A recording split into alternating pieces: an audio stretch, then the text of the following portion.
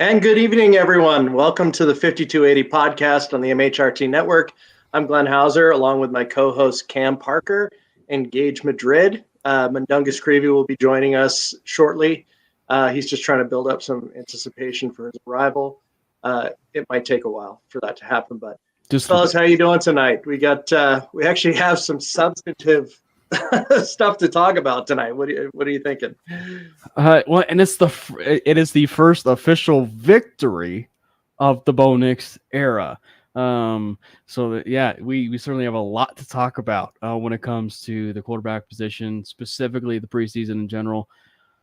It was really impressive from the offensive side of things. I think if that's one thing you could definitely say off the bat, is the offensive was the biggest takeaway of it all. I would say so. 100%. Gage, how you doing tonight, man? Doing well, man. Absolutely excited to break down some Broncos ball. We did a film study on Bo Nix last night. We've got one on Zach Wilson in the works, so super excited. I think that we got a lot of good stuff to take away from Bo Nix's first appearance in a Denver Broncos uniform, but also plenty of stuff to improve on, so really excited to dive into it. And you know what? And I think we're all in agreement that there's a lot of work to be done, but the fact that this is where we're at this point is pretty exciting. Like we've waited a long time.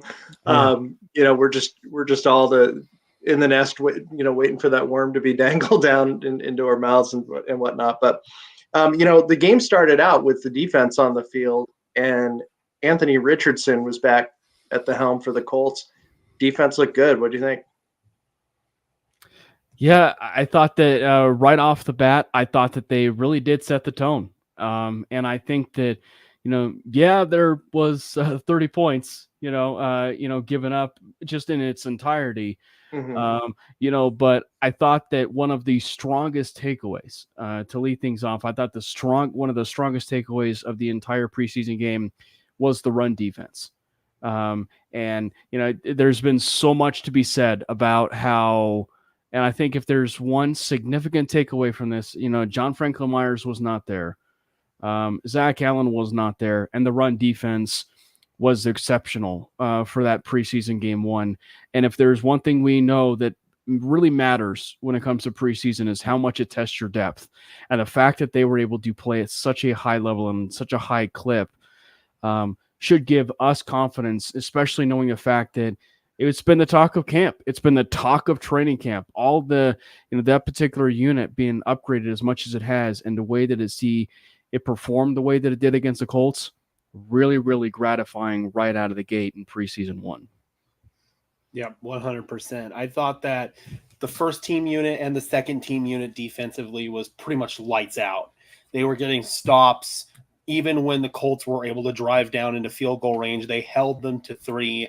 It wasn't until really the third and the fourth string unit came in that we kind of started to see the floodgates open a little bit in terms of the Colts moving down the field. But the run defense was phenomenal. Got to give shout outs to guys like DJ Jones, Malcolm Roach, Alex Singleton, PJ Locke, Angelo Blackson. All of those guys were stout in run defense in this game. And that was, again, one of the top takeaways overall. And I think another key takeaway defensively was the play of Riley Moss at the boundary corner spot. Damari Mathis also had a good game, but I think Moss solidified his starting role just with how well he played. Had a near interception, was sticky in coverage. Overall, came away really impressed with just the defensive side of the ball as a whole in this game, from the first and second unit especially. And even though it's preseason, Moss did have, really, in my opinion, a lot of pressure on him because he was so unproven last year, aside from his special teams contributions. So for him to play the way he did, on the stage that he did, I was pretty happy for him. And I was happy for the team. I mean, to have some depth at cornerback is invaluable. We're seeing that actually at the safety position, that we need to get a little bit deeper there. But I agree with you on that. So the offense comes out. Jarrett Stidham gets the start. No surprise. Peyton had already alerted us what was happening there. Got a couple good gains. But one of the highlights, even though it kind of put a screeching halt to aside from the penalties, but Tim Patrick gets his first reception in several hundred days and then gets a taunting penalty. But I don't think anyone in Broncos country really cared. They were just so happy the guy got his back out there, and his teammates didn't even care. No. That was a great moment. And Timmy P joked afterwards that the coaching staff was probably going to let him hear about it in the meeting room the following day. But I think knowing what Tim Patrick has been through these past 2 years, I don't think the coaching staff even cares. I said pregame that Tim Patrick was probably going to be emotional when he got his first catch, and sure enough. But also, that penalty was bullshit because the defender got up in Tim Patrick's grill while he was celebrating. Yeah. Timmy P said that the ref told him if he had gotten out of the way, it wouldn't have been a penalty, but the Colts player literally got up in Tim's face. So that penalty I thought was just bullshit from the jump. Yeah. Well, and last thing I didn't know, I didn't know that actually celebrating a first down was a taunting penalty. I think it was a ball drop, but right. But I mean, all in all, it was a really soft call. But again, it was such a great moment for Patrick, and great moment for him. And I actually felt like, overall it was a pretty decent series for the first team, all things considered. I mean, I will admittedly say I didn't get a chance to watch it live in terms of the overall preseason. So I got a chance to kind of watch it again when I came home. I went and played golf at a course nearby, right around 1, and I had to leave right at kickoff. So I didn't get a chance to see all of it. So I was trying to mute everything, get, as much as I can. So it was kind of fresh and everything. But one thing I did catch was the 5280 podcast text message thread between you and you, Glenn, and Mike. And it was the very early on, and it was right around the first team series. And, it was talking about the discipline. And, when you watch the first series, it was the discipline. And, the penalties in general, I think in preseason, that's one of the things you really want to iron out is stuff like that, and especially turnovers. And there was a frustrating one that happened with the first team, particularly a player who's on the roster bubble. Mm-hmm. Samaje Perine may have lost his spot with that drop that led to an interception. This is, first of all, why I wish we would have a stat for interceptions that aren't the quarterback's fault, because this is a prime example of that. Samaje Perine was wide ass open on a wheel route. Jarrett Stidham put the ball. It was a little in front of him where Perine juggled it, but it hit him in the hands. He's got to catch that. He's got to catch it. Yeah. So at the end of the day, man, this is something that Samaje Perine could not afford to have happen. He already has Audric Estime and Jaleel McLaughlin as a tandem breathing down his neck, and that was on full display as well in this game because both of those guys really played well. But going back to Perine's fumble, that is something that the Broncos cannot afford to have happen, is stupid turnovers like that. And unfortunately, that wasn't the first one to have happened.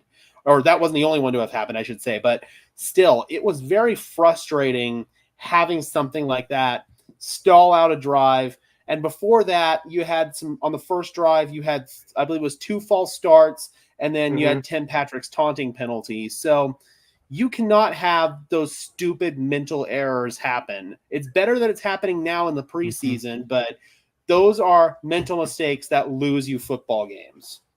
In the first drive, the Broncos were cooking. They were the beneficiaries of a 31-yard punt, so they already were starting in good shape. But the 2 false starts, those are killers. Yeah. But going back to the Perine, had he caught that freight train, that would have been a massive gain. Yeah. But another potential issue that came from that, and it's, Ben Powers was, when Perine was trying to make that tackle, he banged into Powers, and he's a little bit sore this week as a result of getting hit in the ribs. I mean, it's just a starting offensive lineman gets hurt. Yeah. It kind of brought me back to when Cortland Sutton was chasing that, to the turnover, and ended up getting injured for the year as a result. Like it's those are dangerous plays. And thankfully he came back. And Penn Powers did come back into the game. Now we'll talk about maybe why he decided to go back into the game for a certain other quarterback that entered the game around that point. But but I mean, like it still was gratifying knowing the fact that he took that stinger, if you will, but he was able to come back out there and he actually had a really good game. I felt and I thought the offensive line in general, I mean, we'll talk about the offensive line in general. I know some people mentioned, about, Garrett Bowles and, I think he was okay. But I think overall the offensive line in general was really, really solid. I thought that particularly if you want to look, at one of the positions, of course, which was the center position between Forsyth and Wattenberg, both of them actually were fantastic. Actually, I mean, there wasn't anything that I thought that was big of note. I mean, for a first preseason game, the run blocking and everything between not just them but just the entire unit, I thought was really good. I thought there was an interesting wrinkle where, Alex Forsyth is a pure center, and this was the first time that I think I had actually seen them tweak with something where he was right guard for a certain drive or for a couple drives. So that was a nice little wrinkle that maybe Wattenberg, who was taking nothing but center snaps in that preseason game, does he actually have the leg up over that competition, or are they just looking at Forsyth in just some different positions? I don't know. I think based on what I've seen on film, I'm going to probably say Luke Wattenberg separated himself a little bit. I again thought Forsyth played overall well, but he had a couple of bad reps sprinkled in, whereas I thought Luke Wattenberg was pretty much flawless. There were a couple times where I thought Forsyth kind of got pushed back and it created a little bit of a brick wall and prevented a big gain in the run game. Just little nitpicky things. I'm not going to sit here and say that Forsyth had a bad game, but I do think if we had to sit here today and name a starting center, it's going to be Luke Wattenberg. But I also like how you mentioned that they were working him in at guard as well. I thought I saw him both at left and at right guard. That was something they were doing at training camp, and I think one drive he got left, one drive he got right, or something like that. Yeah, man, I thought that the versatility Alex Forsyth showed was really good, but if we're going to name a starting center right now, obviously, we don't have to do it right now, but if we are going to, I would say Luke Wattenberg. But the run blocking on the whole for the offensive line was fantastic. And I thought from the second team unit as well, guys like Matt Parrott, Calvin Throckmorton, they all looked good. And then like DeMontre Jacobs, Alex Palczewski, I had all of those guys written down as players that impressed me. I'm sorry? Frank Crum as well. Yeah, Frank Crum as well, especially in run blocking. I thought he looked good. Had a couple of not great Bob reps in pass protection, but that's just kind of where Frank Crum is in his development. He got schooled a couple of times. He's still a raw player, but run blocking, he's a mauler, he's a menace, and I thought he really looked good in that aspect of his game. So the backup offensive line, but starting wise, I thought probably the best offensive lineman on the day was Ben Powers. He was awesome. That's great because he's somebody that we've all been critical a little bit this training camp and early on. So it's good to see that not only he had a great game, but he had a great game after getting hurt. And you're not kidding about that run game. I mean, they just absolutely tore through the Colts defense, and it didn't matter if it was the starters, the second stringers, or the third stringers. The running game just so solid. I mean, responsible for a good portion of those scores. But all right, so the man of the hour then enters the game. Bo Nix gets to play with the starters, and was a little shaky on his first couple passes, a little short on those, but had a breakthrough with some movement and then throwing it to the sideline to Cortland Sutton, who's probably going to be his security blanket there. And from then on, it seemed like the chains were off and he was ready to go. Yeah, I tell you, that was, and he's been, I guess you could say, nitpicked and hated on a little bit for that preseason performance by a few people. Not a lot of people. I'd say a fair amount of people that are in the national media and everything are actually pleasantly pleased with how he performed, except for just a few people here and there. I was thoroughly impressed. I mean, you could not have asked for a better first preseason performance from Bo. And I think that the one thing that really leaps off the page for you is something that is not surprising with Bo, and that was his poise. I mean, you could just tell the moment was not too big for him. And I think that, a really good moment of that and a really good microcosm, I felt like, for what went down with Russ and just the quarterback position in general was that 3rd and 10. I don't think it was necessarily his best throw of the day, but I will say, that was a great play from him where you got a chance to see his playmaking. He kept his eyes downfield, and he was able to really find Courtland Sutton thanks to a really nice shakeoff move by Courtland to get open and, find the sideline there. So all in all, a very, very good performance from Bo. And on that throw, it was really good ball location leading Courtland to the sideline. I thought there was several times where Bo Nix put the ball on the right hip of the receiver. In fact, his last throw of the day to David Sills, he got picked on for that throw being behind. I think he put it on his backside hip on purpose in order to prevent him getting blasted and possibly getting the ball jarred out. I thought that Bo was really good in terms of, again, just being pinpoint accurate. And even with sloppy footwork, like I think about the out route to Josh Reynolds, where he didn't even really get his feet set. He was kind of drifting backwards and still delivered that ball on time, in rhythm, perfect strike. Yeah. Like that was pure arm talent right there. The throw to Courtland Sutton, pure arm talent. He was completely off platform. Didn't set his base. Now, I will say, as a little minor critique, there were a few throws where he could have and should have set his base and did not do so. Minor coaching stuff that can be fixed by next week, quite frankly. They'll go through in the film room. They'll clean that up. Just set your feet. That's all you got to do. I think about the dig route to Devon Vele, for an example. That one definitely got nitpicked a little bit through the national media. And JT O'Sullivan, I feel like, was the best one at least keeping it a fair perspective, but also explaining what Bo needed to do on that one. And I didn't watch any of the film studies until after I did my own film study, but I walked away with that same criticism. So again, just little stuff with his footwork, could have gotten his feet set on a couple of plays, but overall, very impressive. Gage, correct me if I'm wrong, but in your live stream on Bronco Syndicate, I believe you even commented how impressed you were pre-snap for Bo Nix. Is that true?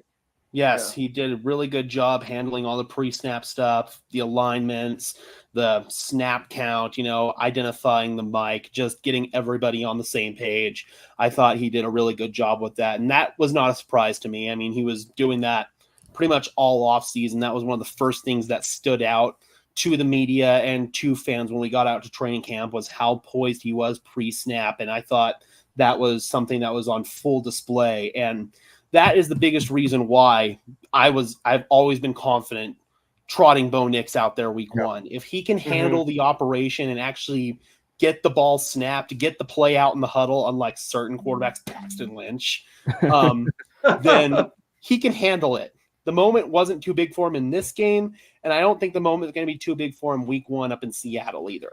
Yeah, people have been really harping on the fact that it's a big environment. How will he respond? It's like, yeah, Seattle's a very loud environment, but like he played at the SEC, he played in all these like even bigger stadiums, and like so I just think that like overall Alabama's a big environment.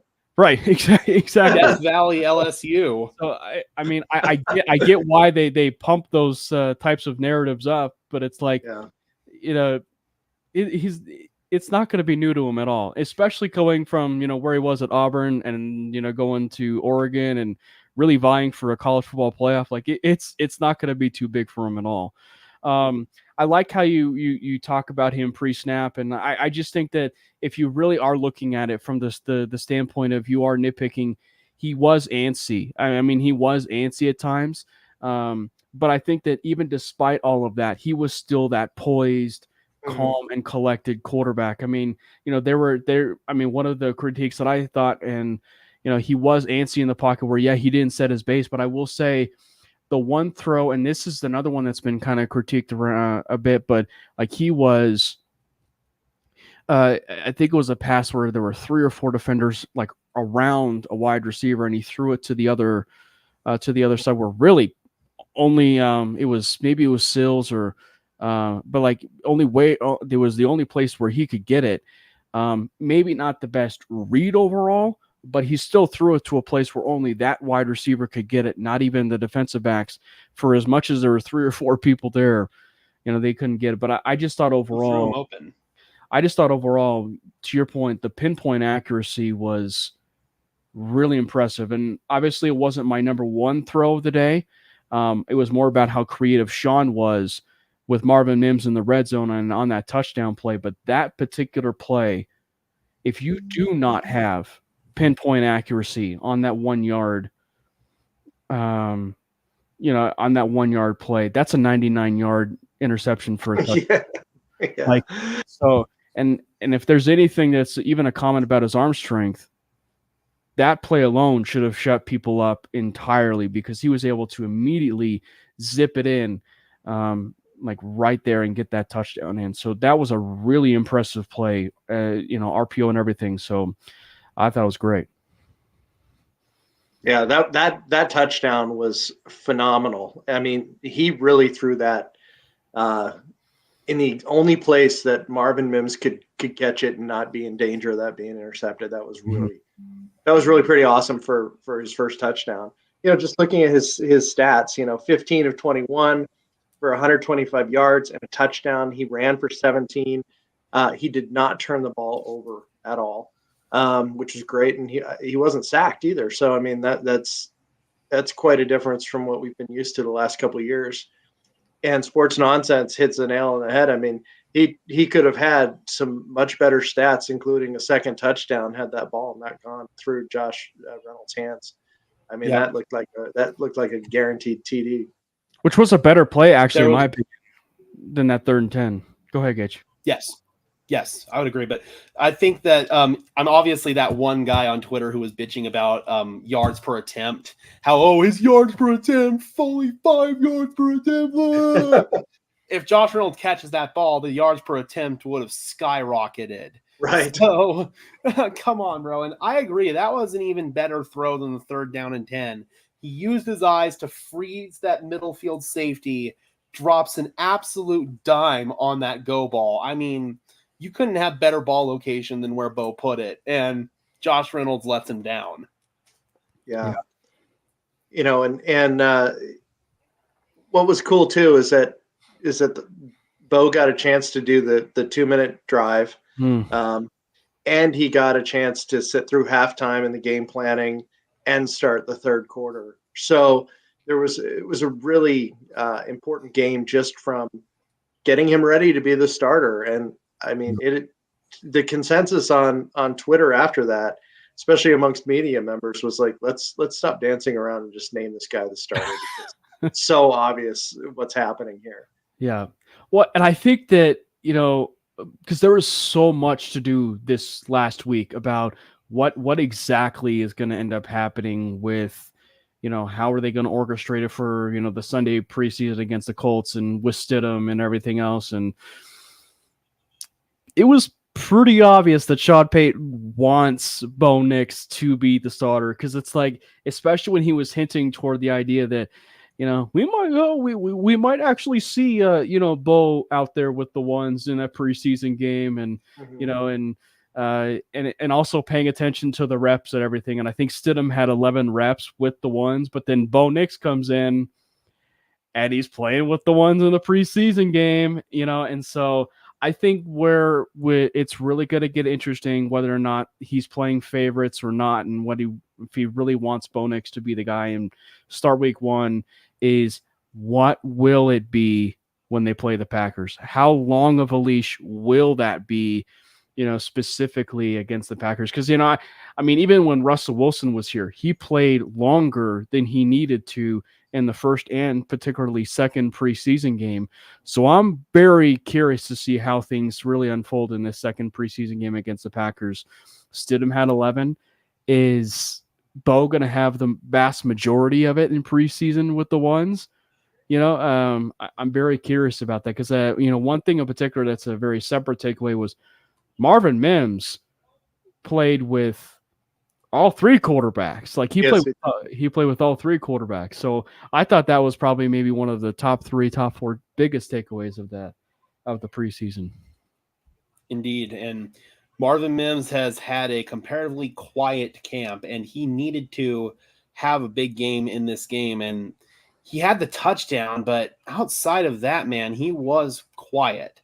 There was one throw that I feel like he split the safeties against quarters coverage where it was on a post route and Bo could have thrown it. I'm not going to say he should have necessarily thrown it, but he could have thrown it if he really felt like gambling with the ball a little bit there. And I feel like Marvin Mims could have had a walk-in touchdown if Bo decided to air that one out. He decided to check it down instead. But Marvin Mims was a guy who needed to showcase a little bit more. So how will he be utilized in this preseason game against Green Bay? Is he going to be playing with all three quarterbacks again?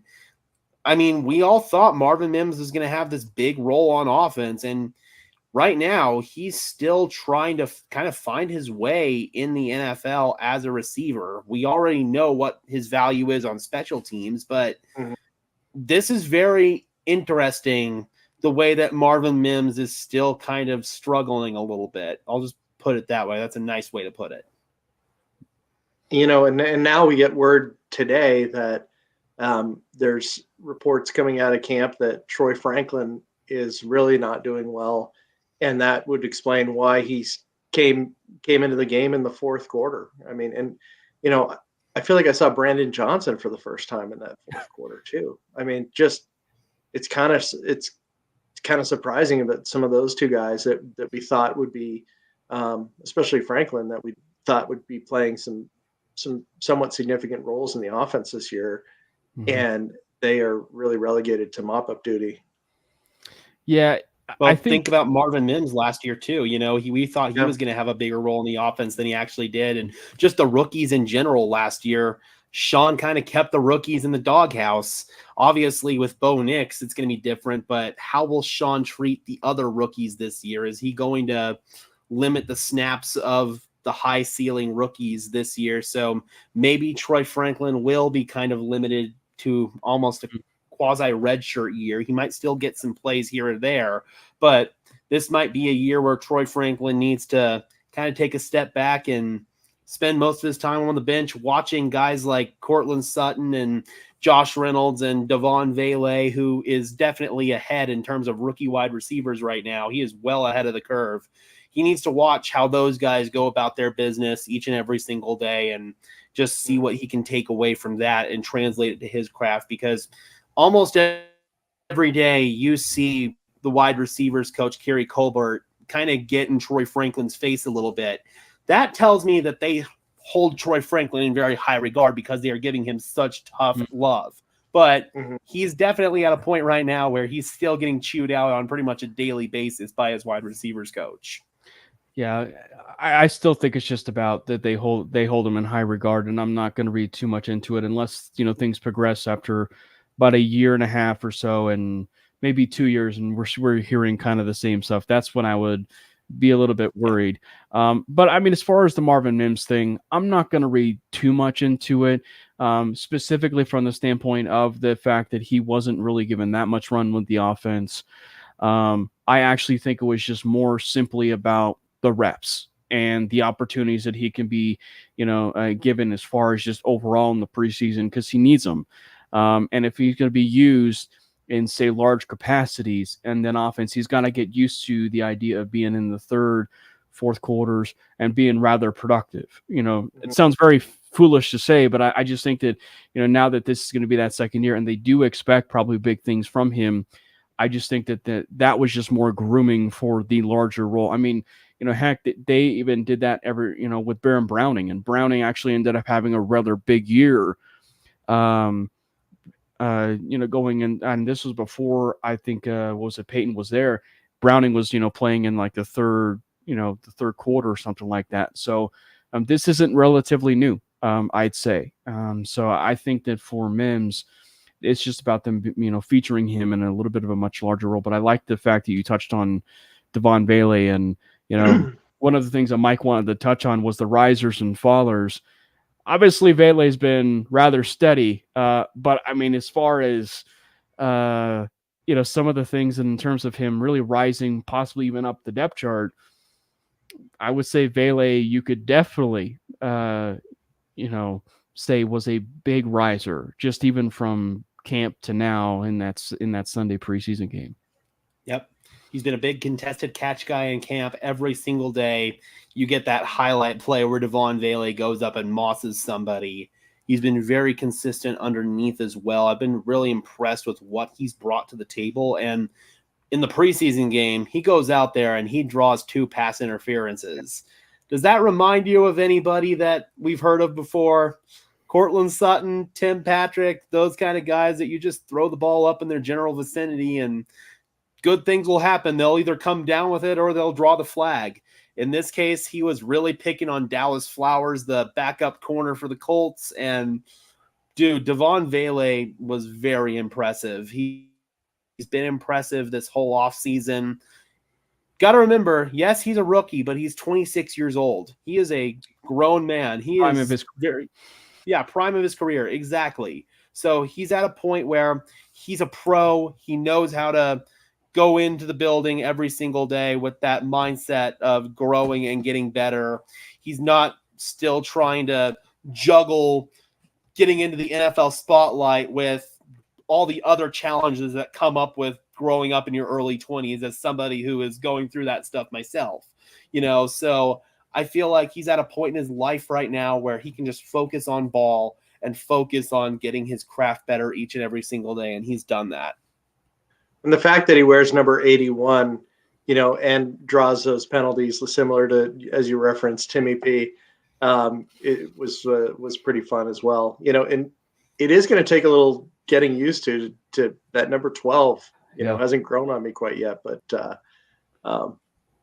that's one to watch for sure. But so there, we're talking about a lot of the good things, but turnovers were somewhat prevalent and very impactful in the game, starting with that P. Ryan juggling, interception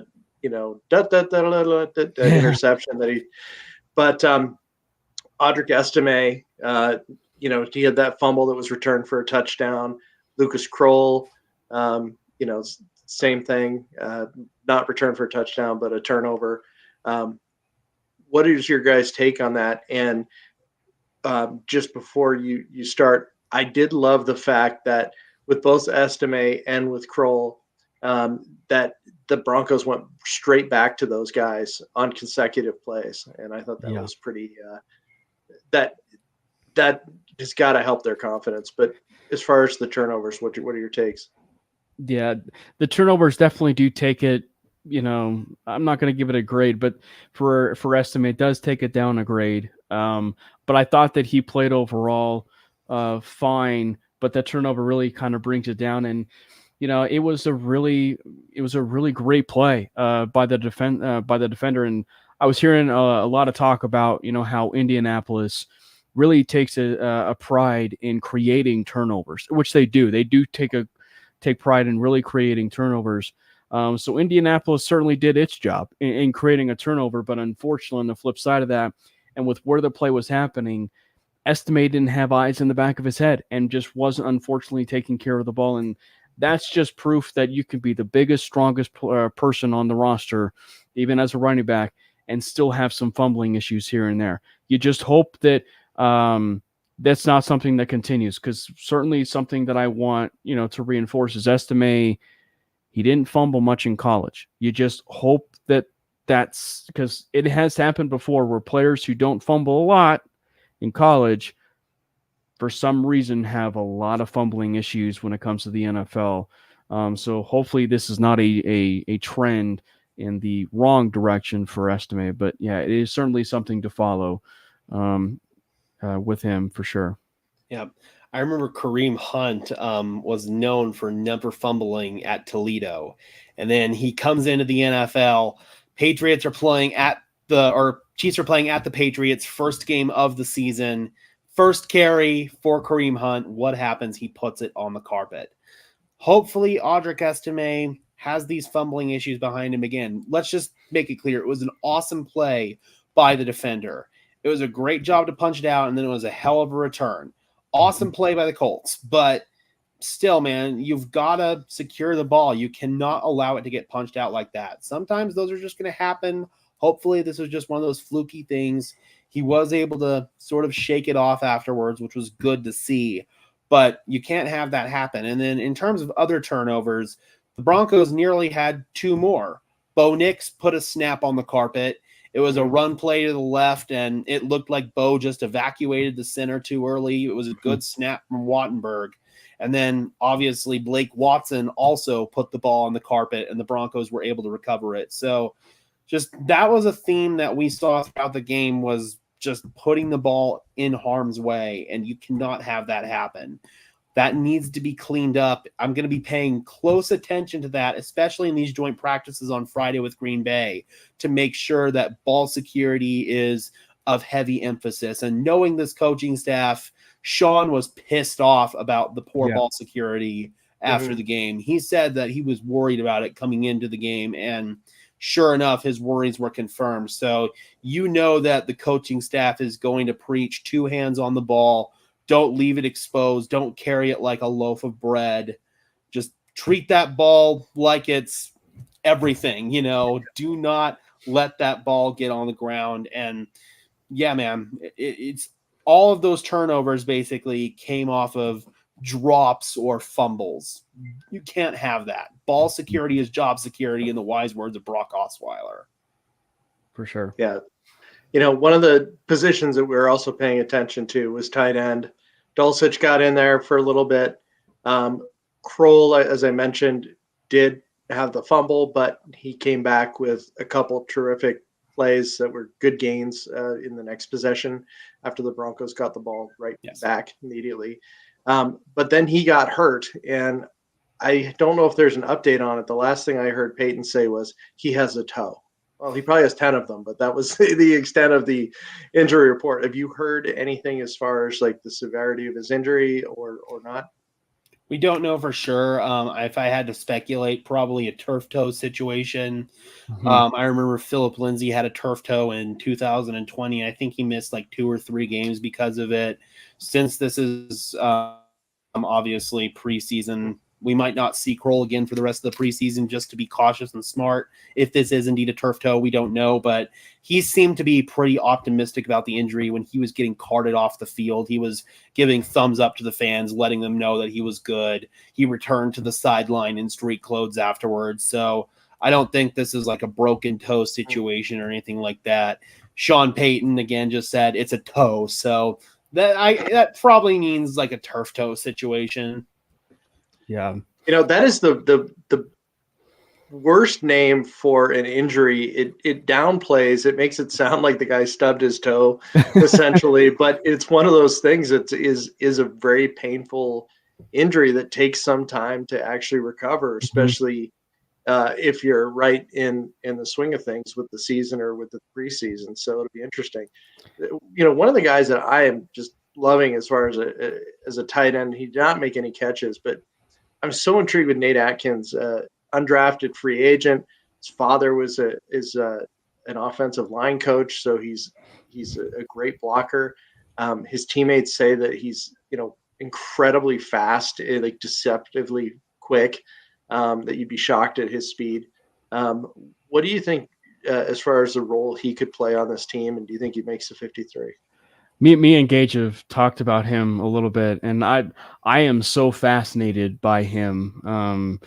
And for whatever it's worth, Nick Kosmider put out in The Athletic or New York Times, because I emerged right, put out his 53 roster prediction, and he had 4 tight ends, and Nate Atkins was one of them. And I think that he really offers you something not to the same level of Kyle Juszczyk, but he offers you that same versatility and explosiveness for the offense that, you could really provide there. And specifically, no, he may not be a ruthless blocker like Michael Burton at fullback, but he's still a very capable blocker.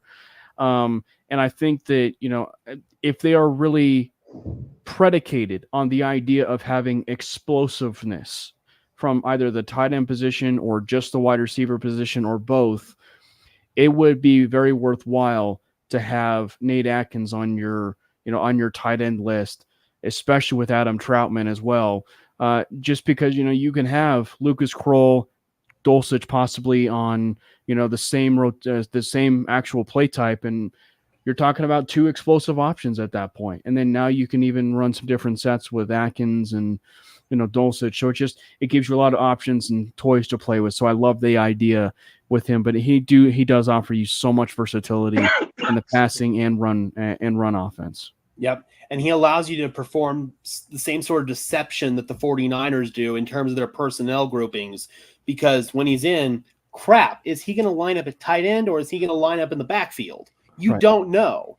That's the same thing with Kyle Juszczyk. So again, obviously we're not saying Nate Atkins is the next Kyle Juszczyk, but that same type of thing where you can kind of confuse the defense a little bit about where he's going to line up. And one play that I really loved from Nate Atkins, it was an awesome play design on a read option where Nate Atkins cracked across the formation and was the lead blocker for Bo Nix on a read option play.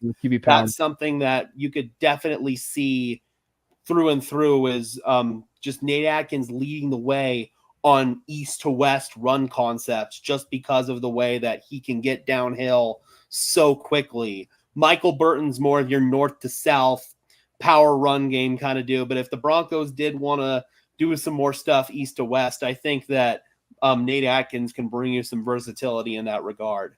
Well, and this is a very underrated reason why maybe Nate Atkins could have solidified a roster spot is the injury to Quinn Bailey. Having that extra eligible man, on your offensive line is a big deal. And Nate Atkins could possibly be that type of player, even though he's a tight end and, fullback, whatever, he would possibly be that eligible, player that they could have, on that offensive line reporter, hopefully he reports, eligible, but yeah, no, I just think that it's a very important thing, I think, to have that extra man on that offensive line. So if he makes the team, do you think that Burton's spot is in jeopardy, or do you think he's a lock? I think there's still a way that both could be there. And that's something I should also mention is in the 53-man roster prediction, Kosmider still rolls with Burton at fullback. So I think that, it can definitely happen. I think that it's specifically with Burton in the pass protection game. I think that, you look at it from the standpoint of in shotgun, they don't necessarily have to have a P. Ryan back there, a Javonte back there, a Jaleel back there, whoever. They can have Burton there just from the simple extra tackle, if you will, for the team. So I think having Burton there at least gives them that option. But then you're sacrificing one of your eligibles, though, in essence, because how much does Burton bring in the pass game? Mm-hmm. Who makes the team? Richie says. Well, 53 guys are going to make the team. So, yeah. Rich, I'm in a different room in the house. It was the easier setup on the short time that I had tonight. So, that does lead me to just, and maybe we do this as the preseason goes, but do you have after week one, or game one, do you have any players that you think really hurt their chances of repeating as Denver Broncos this year, or that were on the team last year?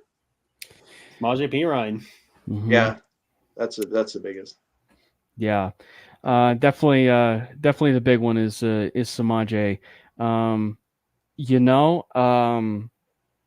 I will actually say it's a player who didn't play in the game. And it was actually due to the fact of the performance of Damari Mathis and Riley Moss. And it's Levi Wallace.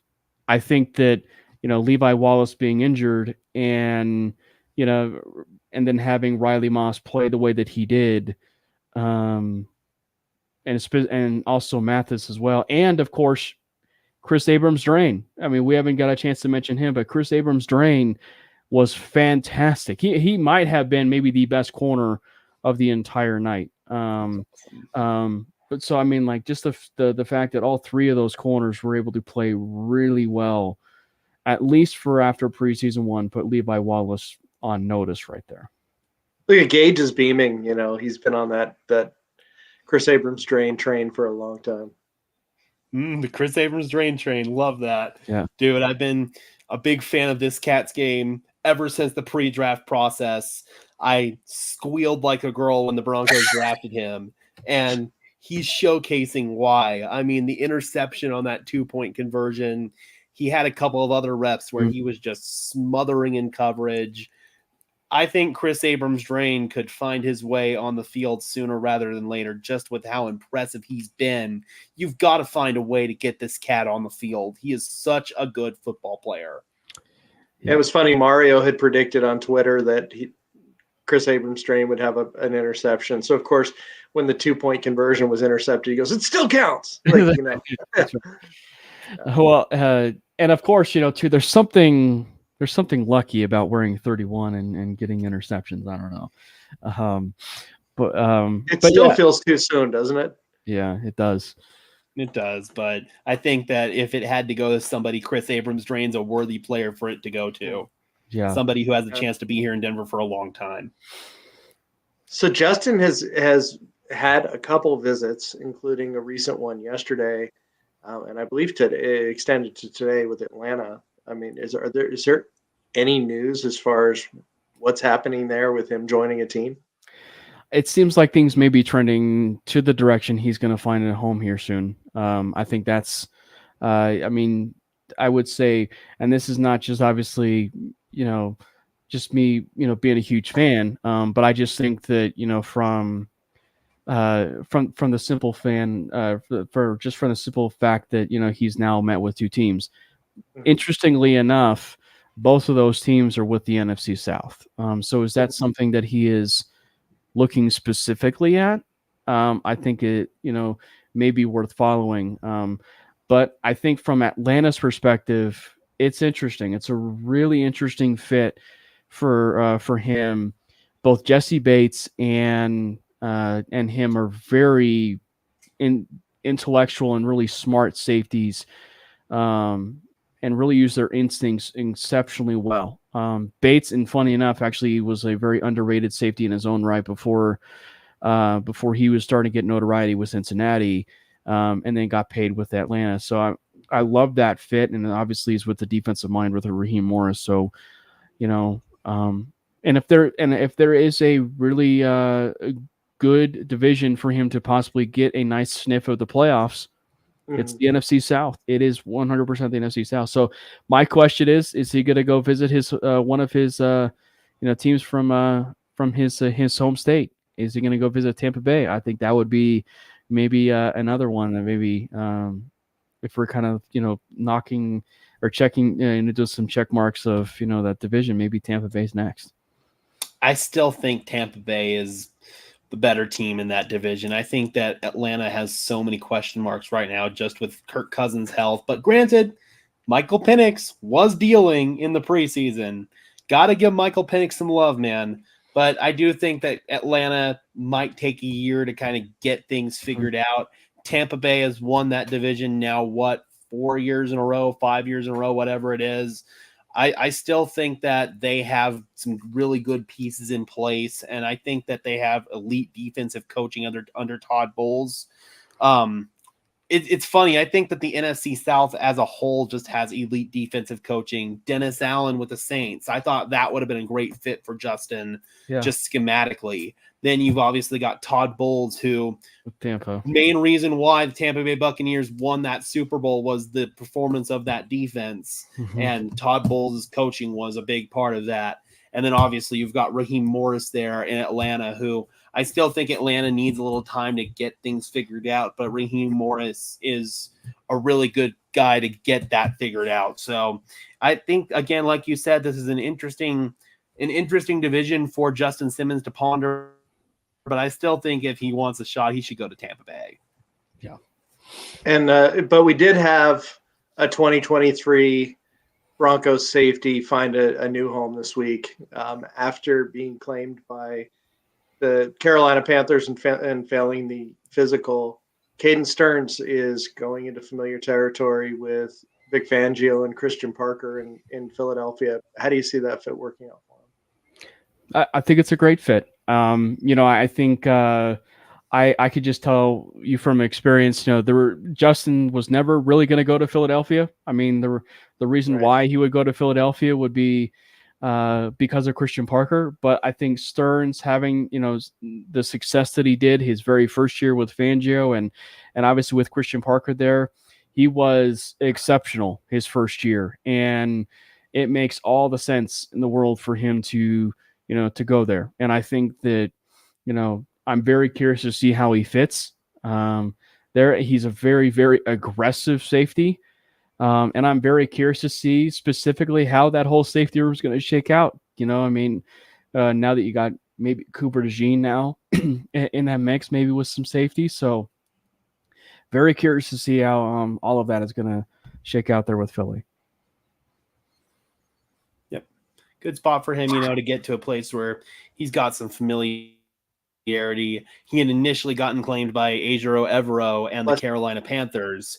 Unfortunately, Carolina was not comfortable where he was health-wise, so they failed his physical and put him back on waivers, and Vic Fangio swooped. I find it very interesting that two coordinators or two coaches that had previously worked with Caden Stearns both immediately pounced at the opportunity to get him. So I think that goes to show that Caden Stearns is highly valued in the NFL, as my cat just knocked a bunch of crap over. Gotta love that.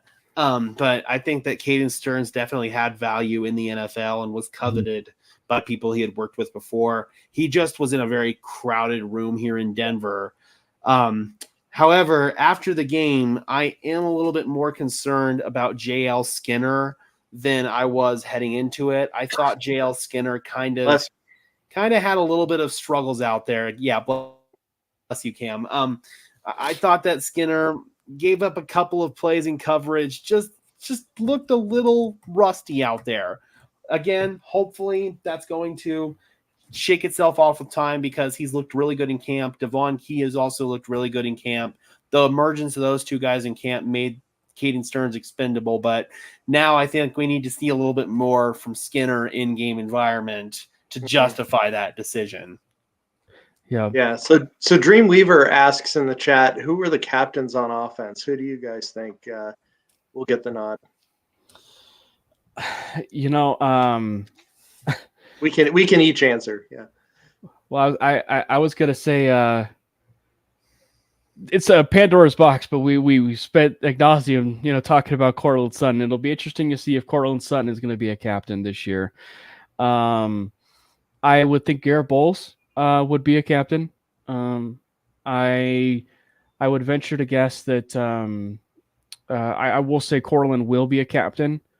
And I'm actually going to go with a complete wild card here and just take the shot that when Bo Nix is named the starter, that he will have a C on his chest. Love it. I'm going to say Mike McGlinchey. He was a captain last year. He's a very valued leader in that locker room, so I think he's probably a top candidate. Again, we'll see with Cortland Sutton, but another wide receiver who very much is deserving of that is Tim Patrick. I think Tim Patrick could very easily wear a C on his chest because he's the oldest player in that room. He's the guy who really brings the juice in that room. It feels like he helps coach up these young guys, even though he says he doesn't want to be in that role this year. I think it's still going to be in his nature to help coach these young guys. And now he'll actually get to be a coach on the field this go around. So it already looks like he's taken guys like Devon Bailey under his wing. So I'm going to definitely say Tim Patrick for sure. And kind of a dark horse for me, Jaleel McLaughlin. I think Jaleel McLaughlin in his second year has become a vocal leader in that locker room. You see it out at training camp. I think the guys are really starting to find some love for Jaleel McLaughlin in terms of a leader. So we'll see, man. He could be a sneaky candidate to get the C on his chest. I like so that. no Bo Nix. I think just in terms of politics, Sean Payton being an old school coach, I think Bo Nix might not be able to get that C on his chest until year 2, just because they've taken that whole old school approach of not naming him the starter right away, even though they clearly know he's going to be the starter week 1. So I don't know. I think maybe next year for Bo Nix. Yeah, that's an interesting one because you're so used to seeing a quarterback really of any experience have that C. So that would be Sean Payton at his finest, definitely putting the rookie in his place. I don't see Bowles getting the captaincy. He's been passed over every year. I love the Tim Patrick one, but I can't imagine that after Cortland coming back, after them, giving him a little bump as far as, what he can earn, through performance. I'd be shocked if he didn't have the C on his chest after he had it last year. That would be kind of interesting. I love the McLaughlin pick, but I'm going to go with Cortland McGlinchey, and I am going to say Bo Nix. I think that they're going to cave and have the quarterback be the captain. That's kind of what my thought in the back of my head. It's not just because I think about it from the Houston Texans side of things. DeMeco Ryans was a really young coach, but he was also a very stern coach, from that system, and he named CJ Stroud. Stroud was a captain, and you do see it every once in a while where a rookie quarterback, he's not like the 5-star captain or whatever, you see like the golden out captain, right out of the gate, but he's definitely got the C on his chest and everything. So I wouldn't rule it out. So why don't we do it on the flip side here? Obviously, Dreamweaver asked about the offense, so let's just do it on the flip side here. Who would you guys feel would be on the defensive side of the ball as captains? Pat Surtain, I think that he's definitely the clear-cut choice as like the leader on the defensive side of the ball. I think John Franklin Myers or Zach Allen, one of those two guys, as a veteran on the defensive line, and then Alex Singleton. Alex Singleton was probably the first one that kind of came to mind, aside from PS2, but Singleton was the one that really kind of came to mind, especially from linebacker. He's the one who's basically getting all the plays in and relaying them. So Singleton, was probably numero uno on my list for that. I like your picks, Gage. I mean, watching Singleton play is just a treat. This guy loves football, is all over the place, is making plays on all sides of the field. I mean, if he's not a captain, I don't know who deserves to be on that defensive side. Yeah. And with the captaincies, do the coaches pick those or do the players vote on them? I believe the players do. Yeah. I think maybe another one that would be it would be interesting to see if they decide to roll him out and be a captain. There's no doubt he is the leader of the room. There's no doubt that he's the new face of that room. But PJ Locke, I feel like, is another one who could certainly be rolled into that captaincy. So I wouldn't be, the least bit surprised. And then if you look at other rooms, Baron Browning actually would be one that I would look at possibly too, as far as getting a captaincy on his chest, who also had a really good preseason, by the way. Yes. Yeah. Yes. So Rich has a question for you, Cam. That last comment, if you want to. I know. I mean, I'm not gonna, I was gonna say pun intended. I'm not gonna, hold you to it. But we'll see. He did have that 10-yard penalty too in the game. So like the season started as and it's kind of an unfair narrative for the last couple of years, but he certainly there's a reason why people call him Garrett Holtz. Right. As far as early on. One last topic, Broncos wise, but after game one, is there a player that you're afraid to put on the practice squad because you think they'll be poached by another team? That's an interesting one. I don't know about afraid, but we haven't got a chance to talk about him at all.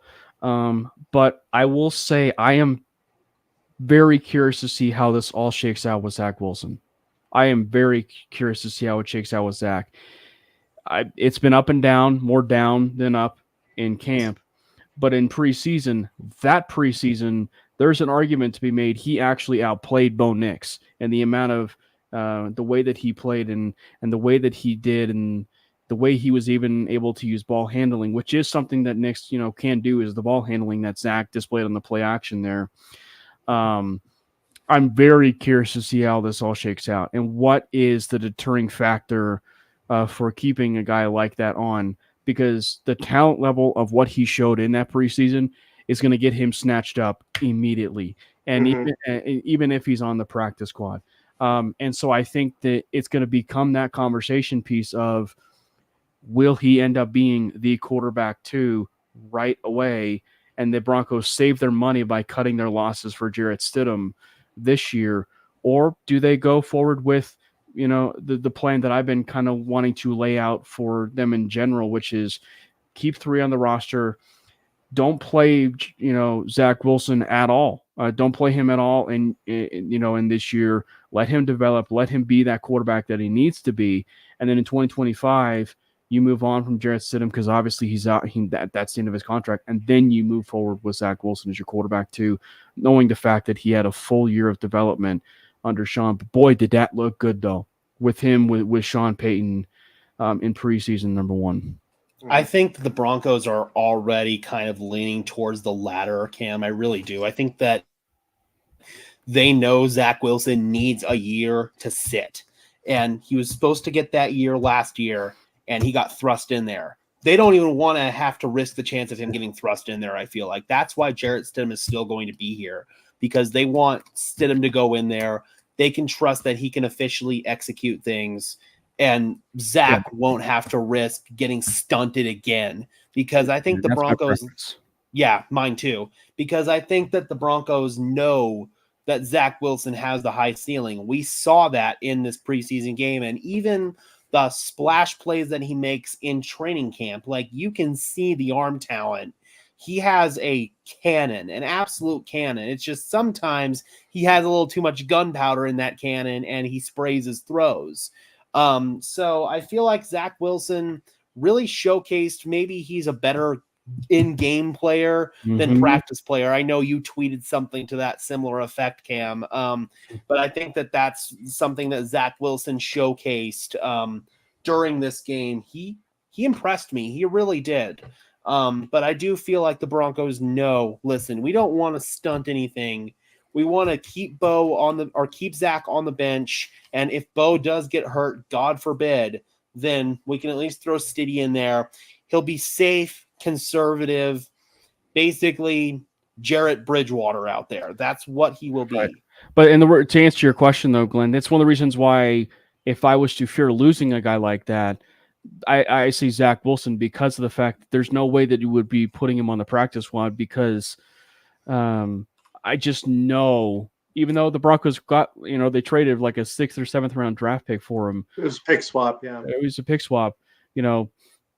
I just know how desperate teams are, and specifically of how talented Zach is, that another team is just going to come in and just take him like that.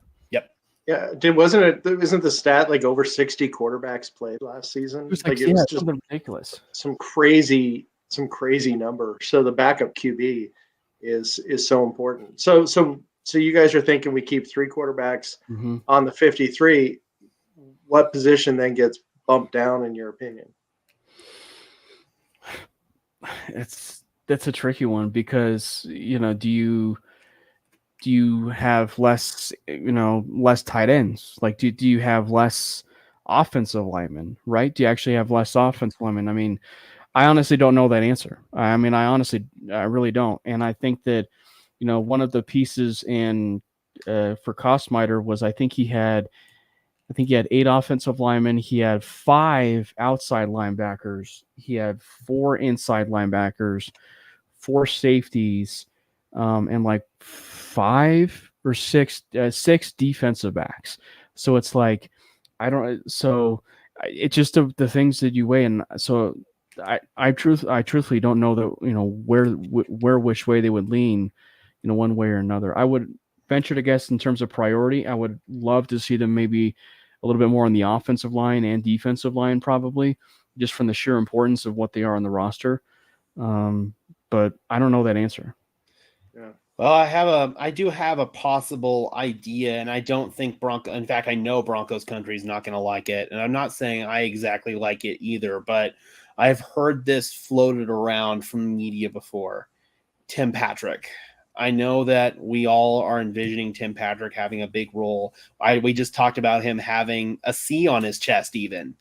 But with the emergence of Devon Vele and just the way that Tim Patrick, at this point, coming off of the ACL and coming off of the Achilles, do you want to go with the younger player with, at this point, probably the higher upside? It's a tough conversation. It really is. And I'm not saying I'm endorsive of this, but I've heard media throw this idea around, and it's something to at least chew on. Right. Yeah, it's that would be disappointing just from, we want good things for this guy, but you're right. If it's a numbers game, you really have to weigh all of the possibilities, not only age, but really the overall health, just even in recent years of the players that they're picking. And I don't know about you guys, but I oftentimes, as they're making the final cuts, when I see who's on there, I'm like, oh shit, that guy's gone. Yeah. And for the most part, I'm always wrong. Like as far as, someone else claiming these players, that that they generally can make it to the practice squad. So I think we're probably going to be safe with a good portion of these guys. Well, but it's funny. It's funny you talk about that though, Glenn, because I remember you and I being so excited about guys like Trinity Benson. So excited about so excited about Brandon Johnson. And Brandon Johnson obviously had his injury. But he gets cut. He gets cut, and we're so frustrated with the idea that why did they cut him? And then obviously they lucked out and they brought him back. Obviously it's a bit different. Brandon Johnson's not Tim Patrick, but I think that the really good comparison here for Patrick is just the unfortunate situation that Samaje Perine finds himself in. The injury is what separates Patrick and Perine, but it's got nothing to do with the talent level of Patrick. It's just the wide receiver room is a little bit deeper than it has been.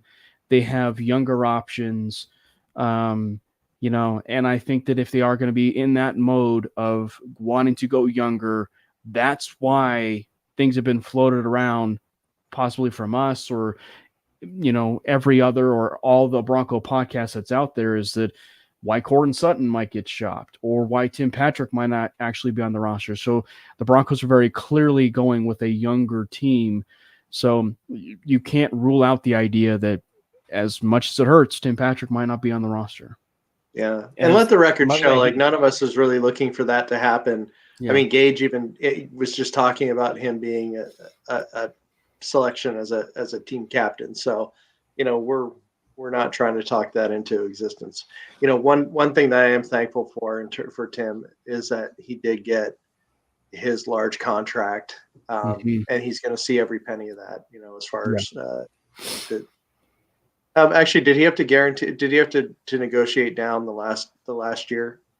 He did, but he's gotten most of that money already. But he's gotten over $20 million. Like he's got a nice little nest egg there in the bank account for sure. That's good.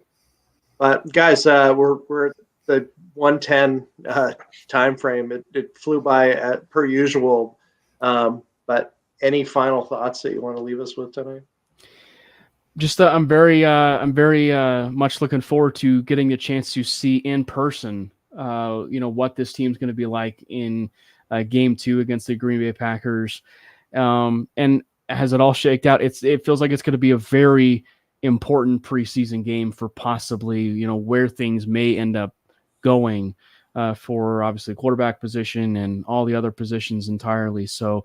Very, very, very excited to get a chance to see that. I'm curious about what the uniform schedule is certainly going to be. Obviously, they released their all whites, the all pearly whites minus the helmet, which, by the way, we didn't get a chance to talk about that, but they looked snazzy on the TV screen. I thought they looked fantastic. So I'm very much looking to see what their uniform schedule is going to be, for that, because I'm assuming the Packers are going to wear their white uniform. So they already announced it's going to be all whites for every preseason game. All whites. Okay. Well, hopefully in this case, we get a chance to actually see the all pearly whites, the actual white helmet and, white, white tops and white pants. That would be nice, man. I saw you went through in Madden and did all the uniform combinations. Yeah, the all Navy needs to have the Navy helmet. It just does. If you guys get a chance, go check out the Twitter feed that I did at Cameron Parker PO. I did like a bunch of